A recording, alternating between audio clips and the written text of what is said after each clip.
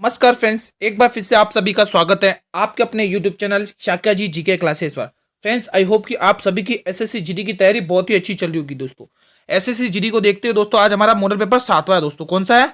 आज हमारा ये मॉडल पेपर 7वां है। दोस्तों, जिन्होंने अभी बाकी मॉडल पेपर नहीं देखे वो जल्दी से जाए, वीडियो के डिस्क्रिप्शन में प्लेलिस्ट का लिंक दिया हुआ है, आप लोग वहां से कंटिन्यू वॉच कर लीजिए। दोस्तों, इस क्लास के अंदर दोस्तों हम देखेंगे आज रीजनिंग के क्वेश्चंस, मैथ के क्वेश्चंस और जीके जीएस के।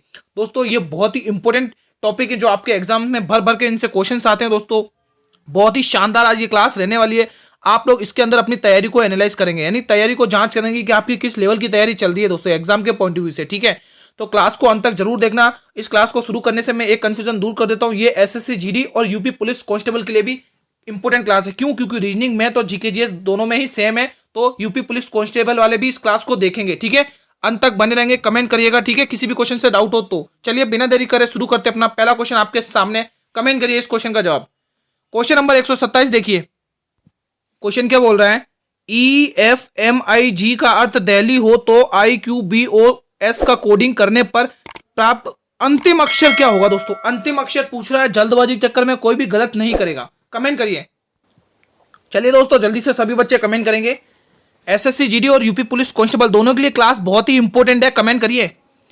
देखिए क्वेश्चन क्या बोल रहा है, देखिए ई एम एफ आई जे। हम क्या करेंगे दोस्तों, ई के अंदर एक माइनस करेंगे क्योंकि ई आता है। पहले आप इनकी प्लेस वैल्यू लिखिए, आपको इसको इसका कोड बनाना है। कैसे बनाना है देखिए ध्यान से, दिल्ली हम कैसे बनाएंगे देखिए। पहले ई आता है 5 नंबर पर, बिल्कुल सही बात है। एफ आता है 6 नंबर पर, एम आता है 13 नंबर पर, आई आता है 9 नंबर पर और जे आता है 10 नंबर पर। इसमें से आप लोग -1 करिए। इसमें से -1 करेंगे तो आपके पास जवाब आएगा 4। इसमें से -1 करेंगे तो आएगा जवाब 5। 13 में से -1 करेंगे जवाब आएगा 12 और 9 में से -1 करेंगे जवाब आएगा 8। 10 में से -1 करेंगे जवाब आएगा 9।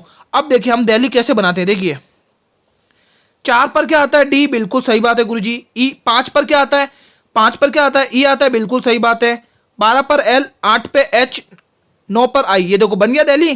तो आपको करना क्या है दोस्तों, इस I Q B O S में से -1 करिए और उसका अंतिम अक्षर बताइए। देखिए हमको पता चल गया कि -1 ही करना है, तो हम पूरा सॉल्व क्यों करें, हम उसका अंतिम वर्ड देख लेते हैं।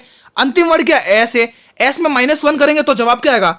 एस 19 पे आता है, -1 करिए 18 और 18 पे आर आता है, तो आर इस प्रश्न के लिए बिल्कुल सही जवाब रहेगा। किस ऑप्शन में? R, option number A. ठीक है दोस्तों, तो आपको इस प्रकार से ये क्वेश्चन सॉल्व करना है ऑप्शंस के साथ। ठीक है दोस्तों, अगला क्वेश्चन देखिए, ये 127वां था, अब 126वां देखिए, वो कुछ मिस प्रिंट हो गया था। मैथ्स का क्वेश्चन है, बहुत ही शानदार, कमेंट करिएगा। जो लोग अभी यूपी पुलिस कांस्टेबल की जो मॉडल पेपर देखकर आ रहे हैं उनके सामने तो ये क्वेश्चन हलवा है, वो तो फूक मार के उड़ा देंगे इस क्वेश्चन को, क्योंकि उन्हें पता है इस क्वेश्चन को क्यों कैसे सॉल्व करेंगे, क्योंकि वो डेली क्लास अटेंड करते हैं। दोस्तों, क्या बोल रहा है क्वेश्चन? अनुपात 4:7 के प्रत्येक पद में कौन सी संख्या जोड़ी जाए कि वह 6:7 के बराबर हो जाए? सभी बच्चे कमेंट करेंगे, बहुत ही शानदार ये क्वेश्चन है। उसके लिए पहला ऑप्शन 8, दूसरा 17, तीसरा 9 और चौथा 7। कमेंट बॉक्स में आंसर दें सभी बच्चे। इस प्रश्न के लिए क्या राइट ऑप्शन रहेगा? देखिए दोस्तों, इस क्वेश्चन को करना कैसे है, जो अभी क्लास देखे उनको तो पता ही है। देखिए पहले आप क्या लिखेंगे? 4:7 लिखिए, बिल्कुल सही बात है गुरुजी, लिख दिया 4:7। दूसरा क्या दे रखा है? उसको 6:7 के बराबर करना है। ठीक है, तो आप खुद देखिए इनका डिफरेंस कितने का आ रहा है गुरुजी? इनका डिफरेंस तो आ रहा है 3 का और इनका डिफरेंस 1 आ रहा है। तो आपको करना क्या है? डिफरेंस सेम कर लीजिए। इसका 3 है तो हम इसको भी 3 बनाएंगे, यहां पर भी 3 से गुणा होगा, यहां पर भी 3 से गुणा होगा, यहां पर भी 3 से गुणा होगा। चलिए ये तो हो गया 3, ये देखो डिफरेंस सेम हो गया। अब इनको गुणा करिए, 6 × 18 और 7 × 21। अब आप खुद देखिए 21 है। ठीक है, अब आप खुद देखिए 4 और 18 के बीच में कितने का गैप है? 14 का गैप है। कितने का गैप है? 14 का गैप है दोस्तों। ठीक है, तो आपका 14 ही इस प्रश्न के लिए बिल्कुल सही जवाब रहेगा। इसमें 14 ऑप्शन दिया नहीं है, वैसे दोस्तों 14 ही ऑप्शन सही रहेगा। ठीक है, क्योंकि यहां पर भी आपका 14 का ही गैप आ रहा है। ठीक है, तो आपके लिए 14, यानी कि यहां पर एक और ऑप्शन लिखना चाहिए नॉट, है ना। तो 14 इस प्रश्न के लिए बिल्कुल सही जवाब है। चलिए अगले क्वेश्चन की तरफ बढ़ते हैं। अगला क्वेश्चन देखिएगा 128। यदि आयरन को GOKI लिखा जाता है तो नीफ को क्या लिखा जाएगा? बहुत ही शानदार क्वेश्चन है, मजा आ जाएगा इस क्वेश्चन को सॉल्व करने में। ये 4 ऑप्शन आपके समीप है, आप लोग कमेंट करिए इस प्रश्न के लिए क्या राइट ऑप्शन रहोगे, जल्दी से बताइए सभी बच्चे। क्या राइट ऑप्शन होगा, जल्दी से बताएं। पहले हम दोस्तों इस क्वेश्चन को सॉल्व करने के लिए पहले हम डिफरेंस देखेंगे, क्या डिफरेंस आ रहा है। ठीक है, तो पहले डिफरेंस देखिए, आई आता है 9 पर, 9 और जी आता है 7 पर। 9 से 7 हुआ है, I 9 पर आता है और G 7 पे आता है, 9 से 7 हो रहा है यानी -2 हो रहा है। ठीक है, आगे देखते हैं। R आता है आपके 18 पर और O आता है आपके 15 पर। 18 और 15 में कितने का गैप आ रहा है? -3 का। ठीक है, आगे बढ़ते हैं। O आता है 15 पर और K आता है 11 पर यानी -4 का गैप। आगे बढ़ते हैं। N आता है 14 पर, I आता है 9 यानी -5 का गैप। यानी सीरीज पता चल गई, -2, -3, -4, -5। तो आप लोग नीफ में भी यही रिलेशन लगाएंगे। चलो लगा दीजिए। तो देखिए कैसे करेंगे। K आता है, K कितने पे आता है गुरुजी? K तो 11 पर आता है। 11 में हम -2 करेंगे तो कितना आएगा? 11 में -2 करेंगे 9 आएगा। और 9 पर सभी बच्चे अच्छी तरह से जानते हैं कि गुरुजी I आता है। I 9 है ना, I 9। तो ऐसे आप रिलेशन ध्यान रख सकते हैं। K आता है आपके दोस्तों 14, सॉरी N आता है, ये जो N देख रहा है ये आता है आपके 14 पे। 14 में से जब आप -3 करेंगे तो आपके पास जवाब आता है 11। और 11 पर सभी को पता है K आता है गुरुजी, बिल्कुल सही बात है। अब देखिए यहां पर क्या है, I आता है 9 और 9 में आप -3 करेंगे। अब -4 करना है क्योंकि अब -4 करना है, तो 9 में से -4 करेंगे 5 और 5 पर सभी को पता है E आता है I के E। अब आगे सॉल्व करने की जरूरत है क्या? किसमें दिख रहा है I के E? गुरुजी I के E C ऑप्शन में दिख रहा है। तो दोस्तों आपको ऑप्शन से खेलना है क्योंकि आप लोग सभी जानते हैं कि टाइम कंज्यूम बहुत इंपॉर्टेंट है, क्योंकि कंपटीशन बहुत टफ है दोस्तों, टाइम बहुत कम है। तो आपको ऑप्शंस के साथ खेलते हुए पूरा आंसर सॉल्व नहीं करना है क्योंकि हमें पता है ऑप्शन में सिर्फ वही एक ऑप्शन दे रखा है जो हम कर रहे हैं। ठीक है, तो आप लोगों के लिए सी ऑप्शन बिल्कुल सही जवाब जाएगा। देखिए दोस्तों, जो भी मैं पढ़ा रहा हूं उसकी पीडीएफ आपको मेरे टेलीग्राम चैनल पर मिलेगी। अब ये टेलीग्राम चैनल का लिंक मैंने इस वीडियो के डिस्क्रिप्शन में दिया हुआ है। आप लोग जल्दी से टेलीग्राम चैनल को ज्वाइन करिए, वहां पर आपको फ्री ऑफ कॉस्ट पीडीएफ मिलेगी और जो भी इंपॉर्टेंट करा रहा हूं टिक वो आप नोट करते रहिए दोस्तों। ठीक है, क्लास लाइव आ चुकी है, जल्दी से एक बार शेयर करें सभी मित्रों में। मेरे सभी स्टूडेंट इस क्लास को शेयर करेंगे और जितने भी स्टूडेंट देख रहे हैं वो इस वीडियो को करेंगे लाइक। दोस्तों इतना शानदार कंटेंट चलता है दोस्तों, एक लाइक तो बनता है। जल्दी से सभी बच्चे एक लाइक कर दें और वीडियो को सभी जगह शेयर कर दें, फेसबुक, व्हाट्सएप, इंस्टाग्राम, जिस भी प्लेटफॉर्म पर आप अवेलेबल हैं वहां शेयर करिए इस वीडियो को। आज हमारा एसएससी जीडी का 7वां मॉडल पेपर है दोस्तों। ठीक है, और जिन्होंने अभी बाकी के मॉडल पेपर नहीं देखे वो जल्दी से जाए, वीडियो के डिस्क्रिप्शन में प्लेलिस्ट का लिंक दिया हुआ, आप लोग कंटिन्यू वॉच कर लीजिए। चलिए अगले क्वेश्चन की तरफ बढ़ते हैं। अगला क्वेश्चन देखिए दोस्तों क्या बोल रहा है। अगला क्वेश्चन ध्यान से पढ़िएगा, बहुत ही शानदार क्वेश्चन है। अब जो अभी यूपी पुलिस की जो मॉडल पेपर सॉल्व करके आए ना, वो तो इस क्वेश्चन को फूंक मार के उड़ा देंगे क्योंकि उन्होंने वो तरीका देखा है कि मैंने कैसे सॉल्व करा, उनको पता है तरीका। कर दीजिए इस क्वेश्चन को, क्वेश्चन नंबर 129। इसलिए कहता हूं दोस्तों आप डेली बेसिस पर क्लासेस देखें और पता चल जाएगा कि आपको इस क्वेश्चन को कैसे फोड़ना है। इन्हीं टाइप से दोस्तों आपके एसएससी जीडी हो चाहे एसएससी जीडी हो चाहे पुलिस कांस्टेबल हो यूपी की, तो दोस्तों क्वेश्चन ऐसा मिलेगा ही मिलेगा देखने को। ठीक है, एक रेलगाड़ी 120 किलोमीटर हावर की बात करा है, 120 किलोमीटर हावर की एक समान चाल से चल रही है। 40 मिनट में रेलगाड़ी द्वारा कितनी दूरी तय की जाती है? बहुत ही शानदार क्वेश्चन है, इंपॉर्टेंट है। कमेंट करिए दोस्तों इस प्रश्न के लिए क्या राइट ऑप्शन रहेगा। बहुत ही शानदार क्वेश्चन पूछा है। एक रेलगाड़ी 120 किलोमीटर हावर की एक समान चाल से चल रही है, 40 मिनट में रेलगाड़ी द्वारा कितनी दूरी तय की जाती है? जल्दी से जवाब दीजिए। 60 किलोमीटर, 40 किलोमीटर, 80 किलोमीटर या 30 किलोमीटर? बहुत ही शानदार क्वेश्चन है दोस्तों। कैसे करना है देखिए, कैसे करेंगे। एक रेलगाड़ी 140 किलोमीटर, कितनी रफ्तार है उसकी? 120 किलोमीटर, सॉरी मैं 140 बोल रहा हूं, 120 किलोमीटर की हावर से चल रही है। ठीक, एक समान चाल है।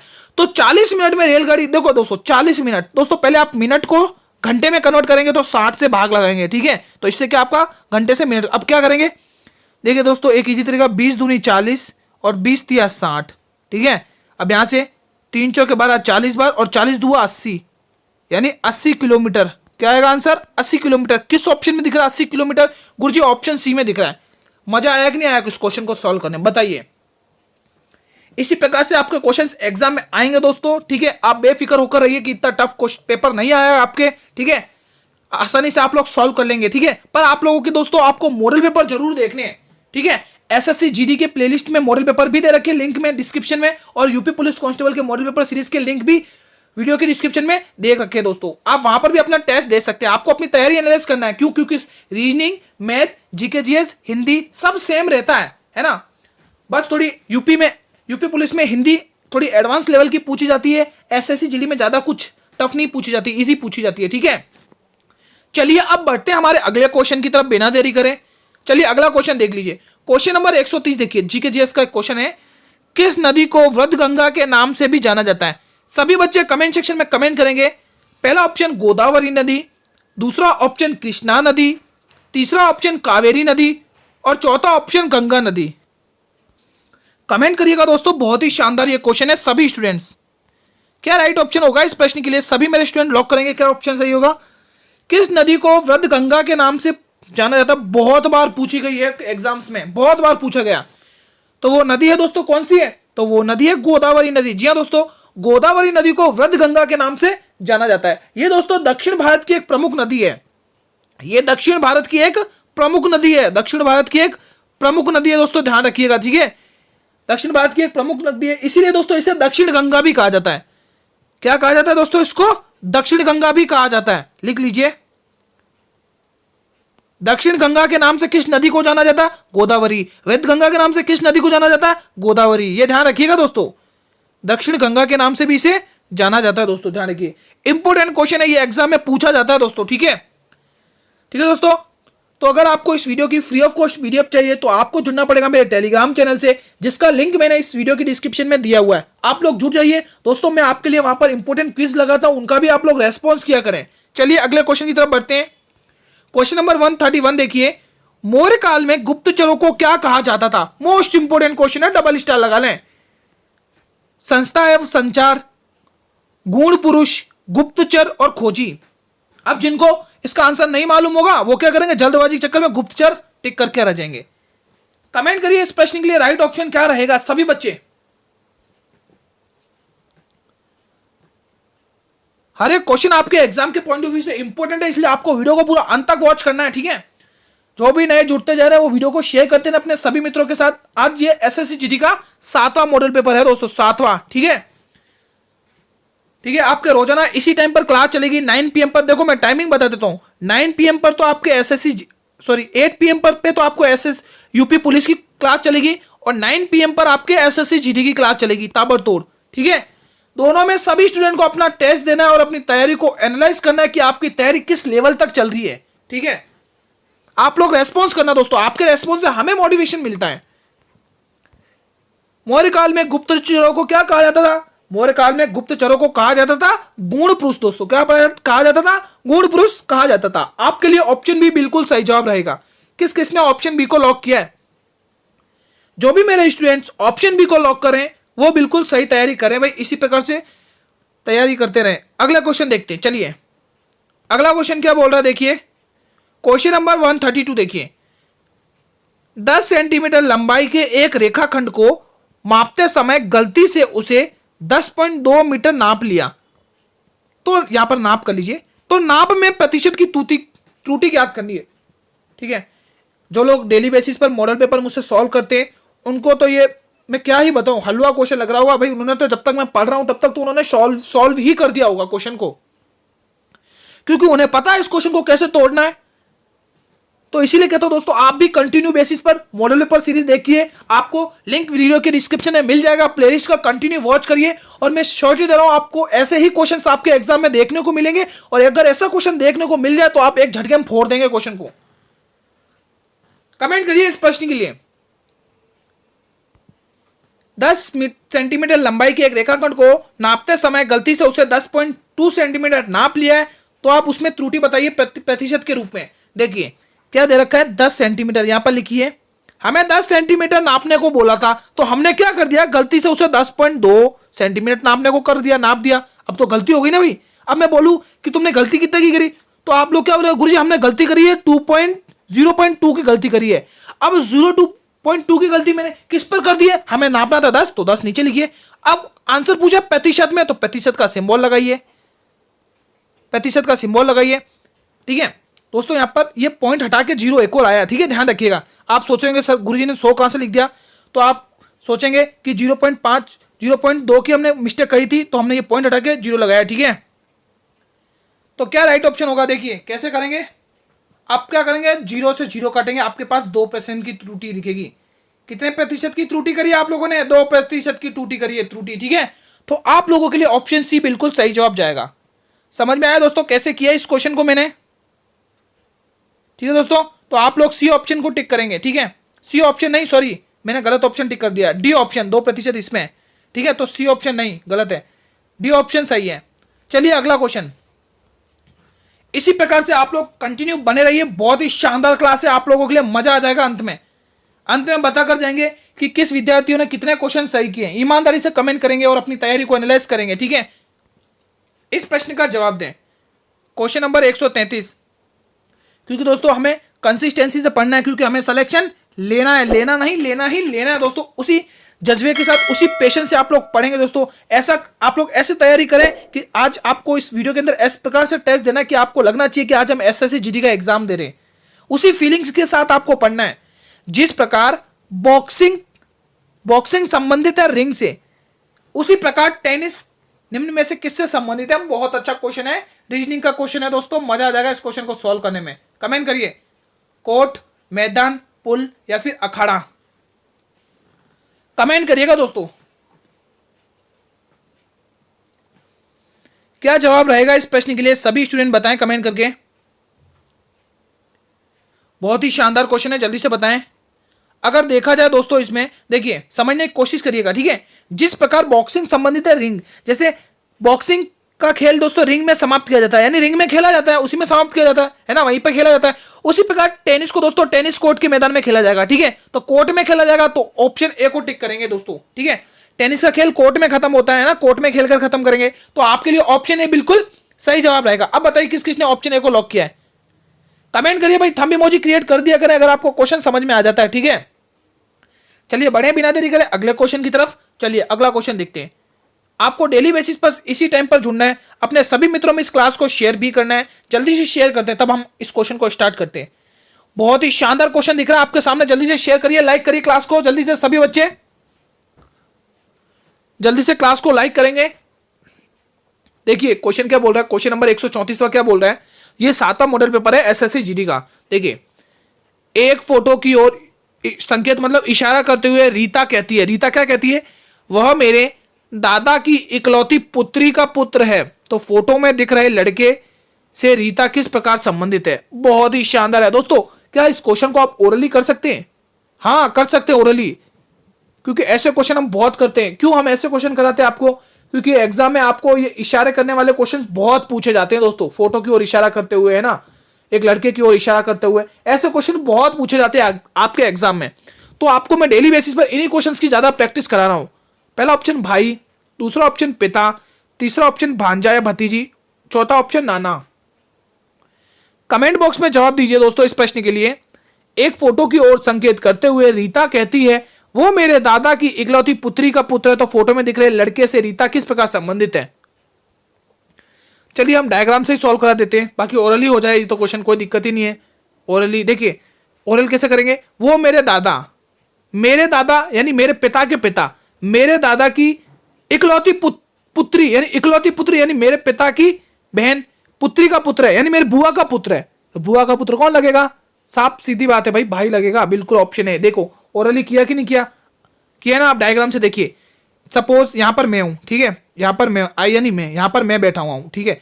अब मेरे दादाजी, यहां मेरे दादाजी का एक पुत्र है जिनका जो मेरे पिता है, ये मेरे पिता है, पिता को मैं पी से डिनोट कर रहा हूं, ठीक है, ये मेरे पिता है। अब देखिए दादाजी की इकलौती पुत्री यानी मेरे पिता की बहन हुई ना, यहाँ पे पुत्री, यहाँ पर मैं सिस्टर लिख देता हूं, ठीक है, ऐसे डिनोट कर देता हूं, यानी ये तो मेरे पिता की सिस्टर हुई। अब इन सिस्टर का एक पुत्र है, अब सिस्टर का एक पुत्र क्या लगेगा, मेरा भाई लगेगा, ऑब्वियसली इजी क्वेश्चन है ना।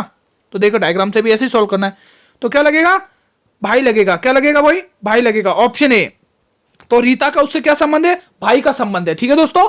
चले बढ़े अगले क्वेश्चन की तरफ। समझ में आया दोस्तों इस क्वेश्चन को, जिसको समझ में आया कमेंट सेक्शन में कमेंट कर दे कि गुरुजी हमें समझ में आ गया। आप आगे बढ़िए, अगले क्वेश्चन की तरफ बढ़ते हैं। अगला क्वेश्चन देखिए, क्वेश्चन नंबर 135, खानदेश राज्य का संस्थापक कौन था। बहुत ही शानदार क्वेश्चन है। जलालुद्दीन एहसान शाह, मालिक राजा फारूकी, अलाउद्दीन हसन या फिर जोन खां। कमेंट करिए। बहुत ही शानदार क्वेश्चन है दोस्तों। क्या राइट ऑप्शन रहेगा दोस्तों। अगर हम इस खानदेश की बात करें दोस्तों, ये खानदेश दोस्तों ये ताप्ती नदी के क्षेत्र, ताप्ती नदी घाटी के क्षेत्र में स्थित है। यहां पर लिख दीजिए, ताप्ती नदी घाटी क्षेत्र में स्थित है। ताप्ती नदी घाटी के क्षेत्र में स्थित है, स्थित है। ठीक है दोस्तों, इंपॉर्टेंट है, पूछा जाता है। ठीक है, और क्या, और दोस्तों इसका इसका सही जवाब क्या होगा? इसका संस्थापक कौन था?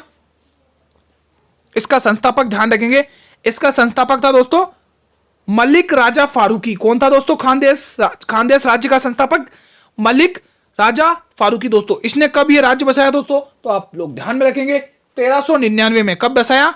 1399 ईस्वी में बसाया दोस्तों, अपने ही नाम फारूकी पे, है ना, फारूकी के ही नाम पर। ठीक है, ठीक है दोस्तों, ध्यान रखेंगे। ठीक है दोस्तों, चलिए बढ़ते हैं हमारे अगले क्वेश्चन की तरफ। अगले क्वेश्चन का जवाब दें 136वें का। मोहम्मद बेगड़ा, बहुत ही शानदार क्वेश्चन आया। मोहम्मद बेगड़ा किस राज्य का प्रसिद्ध सुल्तान था? मोस्ट इंपोर्टेंट क्वेश्चन है, ध्यान रखना, आपको पता होना चाहिए। खानदेश, जौनपुर, गुजरात या फिर मालवा?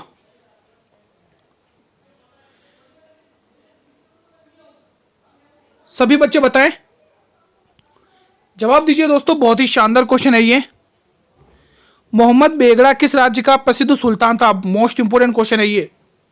देखिए, तो पहले आप लोग देखिए मोहम्मद बेगड़ा के बारे में देख लीजिए दोस्तों, तो आप लोगों को पता होना चाहिए दोस्तों, ये मोहम्मद बेगड़ा किस राज्य का प्रसिद्ध सुल्तान था? तो ये आप ध्यान रखेंगे, ये थे दोस्तों गुजरात राज्य के। किस राज्य का प्रसिद्ध सुल्तान था?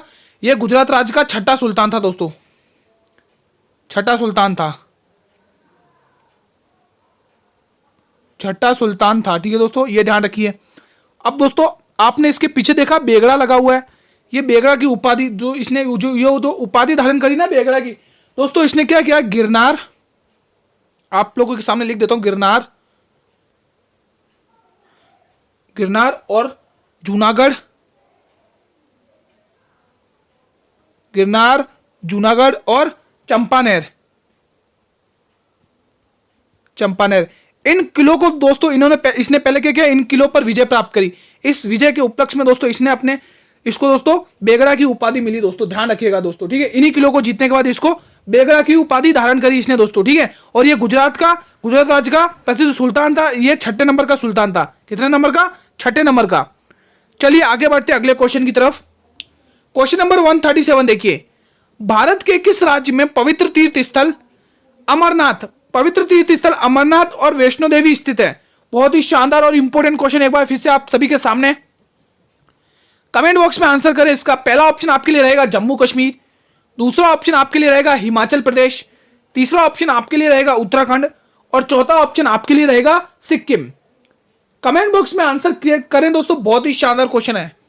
क्लास इंपॉर्टेंट है दोस्तों, जल्दी से शेयर करें, जो भी नए जुड़ते जा रहे हैं। चैनल पर भी पहली बार विजिट करें तो चैनल को भी कर लें सब्सक्राइब और बेल नोटिफिकेशन को भी प्रेस कर दें, ताकि मैं जब भी नई वीडियो को अपलोड करूं तो सबसे पहले यूट्यूब आपको ही नोटिफिकेशन भेजे। क्लास को भी करेंगे लाइक, ठीक है। तो देखिए दोस्तों, भारत के किस राज्य में पवित्र तीर्थ स्थल अमरनाथ और वैष्णो देवी स्थित है? तो आप सभी बच्चे ध्यान रखेंगे, ये स्थित है जम्मू और कश्मीर में दोस्तों, जम्मू और कश्मीर में दोस्तों। ऑप्शन ए को टिक करेंगे। किस किसने ऑप्शन ए को लॉक किया है? बी वाले गलत है, सी वाले ऑप्शन गलत है और डी ऑप्शन भी गलत है। आपके लिए ऑप्शन ए ही बिल्कुल सही जवाब रहेगा, ठीक है। अगले क्वेश्चन की तरफ बढ़ते हैं। क्वेश्चन नंबर 138 देखिए, बहुत ही शानदार क्वेश्चन। यदि हैप्पी को 68, सौरव को 108 तो लाफ को क्या लिखेंगे?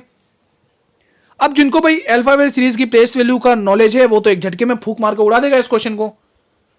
कमेंट करिए, 4 ऑप्शन आपके सामने, क्या राइट ऑप्शन होगा सभी बच्चे बताएं। देखिए, पहले हैप्पी में पहले एच की प्लेस वैल्यू लिखे 8, ए की प्लेस वैल्यू लिखे 1, पी की प्लेस वैल्यू लिखे 16, वापिस पी की प्लेस वैल्यू लिखे 16 और वाई की प्लेस वैल्यू कितनी होगी? 25। इन सभी को आप ऐड कर दीजिए, आपके आंसर क्या आएगा? 66। कैसे? देखिए 5 यहां पर हम प्लस कर लेते हैं इसको। देखिए 5 और 6 11, 11 और 6 17, 17 में एक जोड़ेंगे 18, 18 की 8 की... कुछ एडिंग मिस्टेक हो गई है, 1 मिनट। यहां पर दोस्तों देखिए, यहां पर क्या दे रखा है? 5 और ये 6 और ये 6 प्लेस वैल्यू से काउंट कर रहा हूं मैं क्या करूं? देखो 16 16 को जोड़िए 32 आ रहा है। कितना आ रहा है? 32। और 32 में 25 जोड़िए, कितना आएगा? 7 और 3 2 5, कितना आ रहा है? इन तीनों को प्लस करने पर 57 आ रहा है। 57 में 1 जोड़िए, 58 आ रहा है। कितना आ रहा है? 58 आ रहा है। कितना आ रहा है? 58। 58 में आप लोग 8 जोड़ेंगे तब जाके जवाब आएगा 66, ठीक है। यानी कि सभी की प्लेस वैल्यू को प्लस किया है। समझ में आ गया क्वेश्चन? अब आपको क्या करना? लाफ लिखना है, उसकी प्लेस वैल्यू लिखनी है, उनको प्लस करना। हम अगले पेज पर लिख लेते हैं लाफ को, है ना। अगले पेज पर लिख लेते हैं, ये लो, ये यहाँ पर लिख लेते LAUG।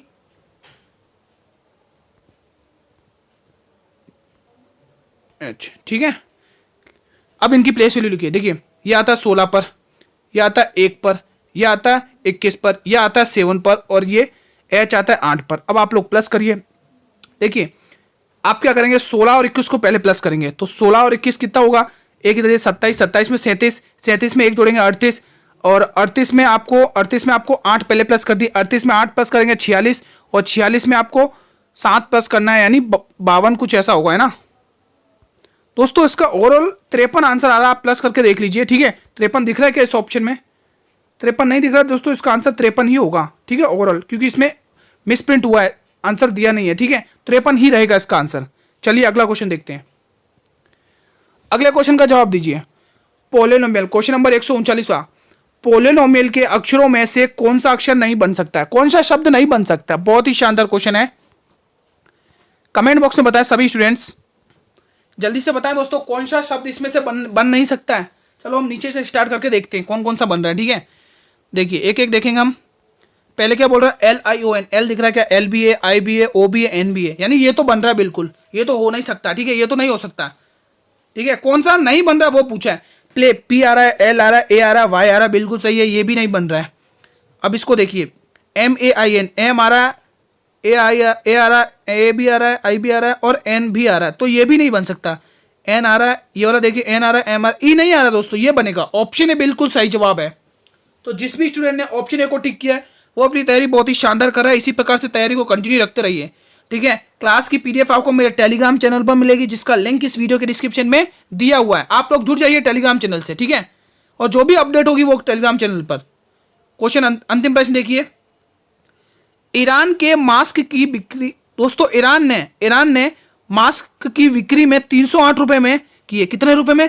308 रुपए में ईरान ने मास्क की बिक्री 308 रुपए में की है, जिससे उसे 12% की हानि हुई है। मतलब 308 रुपए में बेचा है मास्क, ठीक है, और उस पर उसको 12% की हानि हो जाती है, तो कितने रुपए में बिक्री प्राप्त करने के लिए उसे 10% का लाभ होगा?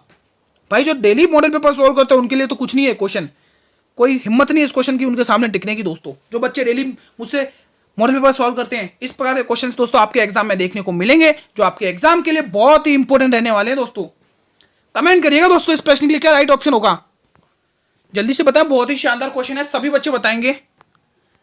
देखिए कैसे करेंगे, ध्यान से देखिए। चलिए स्टार्ट करते हैं। देखिए वो क्या बोला, 308 रुपए की बिक्री में उसे 12% की हानि हो रही। 12% की यानी कितने रुपए की? 88% बचा। 1200 में से 12% निकल गए, तो 88% की वैल्यू कितनी, कितने रुपए की बेच रहा है? 308 में। तो वो क्या बोल रहा है, 10% लाभ के लिए, 10% लाभ के लिए। अब मैं यहाँ पर मैं बोलूँ 1% की निकालो, तो ये 1% ये गुणा में इधर आके भाग में आ जाएगा। अब वो क्या बोला, 10% लाभ बोल रहा है, तो 10% प्लस करिए 110 पे कितना हुआ। तो आपको इस वैल्यू को टर्मिनेट करना है, तो टर्मिनेट कैसे करेंगे? तो सबसे पहले आप क्या करेंगे, इनको 4 के पाड़े से काटिए। 4 दूनी 8, 4 दूनी 8, इसको काटिए। 4 सत्ते 28, 2 बचेंगे, 4 सत्ते 28। अब क्या करेंगे, 11 के पाड़े से काटिए। 11 दूनी 22, 11 सत्ते 77। ठीक है, अब क्या करेंगे, 5 2 एक कम 2, 2 के पाड़े से इसको काटिए। 55 बार, 55 दुआ 110, तो 57 सत्ते कितना होता है? 7 पंचे 35। यूनिट प्लेस कितनी आ रही है? 5 आ रही है, तो उड़ा दीजिए 385। यूनिट प्लेस डिजीज को देखते हुए आप लोग 385 ऑप्शन नंबर बी को टिक करेंगे भाई। ठीक है दोस्तों, मजा आया कि नहीं मजा आया आज की क्लास में, बताइए कमेंट सेक्शन में। अब आपको मजा ना आया उस क्वेश्चन में तो बताइए। आज की क्लास को हम यहीं पर समाप्त करते हैं दोस्तों। ठीक है, आज क्लास ज़्यादा लंबी नहीं हो पाई क्योंकि कुछ काम था मुझे, इसी वजह से। ठीक है, तो आज क्लास ज़्यादा क्षमा चाहता हूँ दोस्तों। ठीक है, अगर आपको इस क्लास के अंदर किसी भी क्वेश्चन से कोई भी डाउट होता है तो ये कमेंट बॉक्स में बेझिझक होकर आपके लिए कमेंट करिए। ठीक है, अगर क्लास अच्छी लगी हो तो क्लास को शेयर करिए अपने सभी मित्रों में, सभी मित्रों के साथ शेयर करिए, और क्लास को भी लाइक कर दीजिए। अगर आपको वीडियो की PDF चाहिए तो आप लोगों को जुड़ना पड़ेगा मेरे टेलीग्राम चैनल से, जिसका लिंक मैंने इस वीडियो के डिस्क्रिप्शन में दिया हुआ है। दोस्तों आप लोग जुड़ जाइए। दोस्तों चैनल पर भी जो लोग नए विजिट कर रहे हैं वो चैनल को भी कर लेंगे सब्सक्राइब, और बेल नोटिफिकेशन को भी प्रेस कर देंगे, ताकि मैं जब भी नई वीडियो को अपलोड करूं तो यूट्यूब सबसे पहले नोटिफिकेशन आप लोगों को ही भेजे। दोस्तों यहां कंप्लीट हो जाते हैं आज हमारे SSC GD के 7 मॉडल पेपर। ठीक है, अब आप लोग कमेंट करिए किसने कितने क्वेश्चन सही किए, अपनी तैयारी को एनालाइज करिए, किसने कितना स्कोर किया है। जल्दी से सभी बच्चे कमेंट करके बताएंगे। और बाकी टाइम तो सभी को पता है, 9 PM पर SSC GD की क्लास और 8 PM पर यूपी पुलिस की क्लास चलेगी दोस्तों चैनल पर। ठीक है, कल मिलेंगे इसी टाइम पर, तब तक के लिए मित्रों जय हिंद, जय भारत, वंदे मातरम।